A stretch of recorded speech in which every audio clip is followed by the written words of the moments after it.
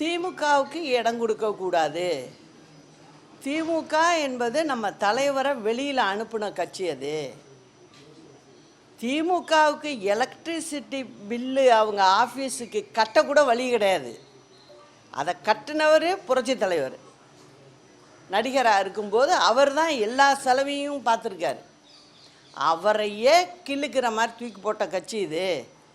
அதனால இதுதான் தீய சக்தி அப்படின்னு எங்கள் தலைவர் எங்களுக்கு அடையாளம் காட்டியிருக்கார். அந்த நினப்பில் தான் அதிமுக வளர்ந்துருக்கு. எங்களுடைய ரத்தத்தில் கூட திமுக எதிர்ப்பு தான் ஓங்கியிருக்கோம்.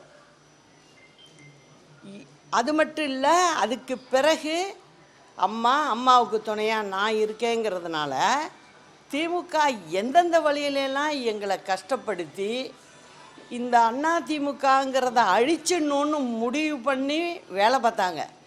அப்போ கூட நாங்கள் 2 பேரும் பெண்கள் தான். நாங்கள் கொஞ்சம் கூட தலைவணங்களை.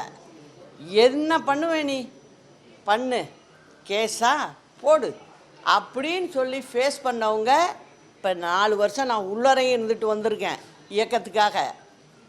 இது எல்லாம் நடந்துச்சு. இப்போ போய் கனவுல கூட எங்களுக்கு வரக்கூடாது. அதிமுககாரவங்களுக்கு கனவுல கூட வரக்கூடாது திமுகவோட அலையன்ஸ் போடுறதுங்கிறது. அதை விட தவறான விஷயம் வேறு எதுவுமே கிடையாது. நான்லாம் அந்த சேதி காதில் விழுந்த உடனே 4 நாளாக சாப்பிட்டு 4 நாளாச்சு. தூக்கம் இல்லை எனக்கு. எப்படியெல்லாம் வளர்த்து வந்த கட்சி இது. நெருப்பாற்றில் நீந்தி நாங்கள் கரையில் ஏறினோம். நாங்கள் அப்படி இருக்கும்போது அவங்களோட போய் கை கோக்கிறதா, இது எந்த விதத்துலையும் நியாயம் இல்லை. அப்படிங்கிறதுல என் மனசு தெளிவாக இருக்குது. இப்பயும் இருக்கும், நாளைக்கும் இருக்கும்.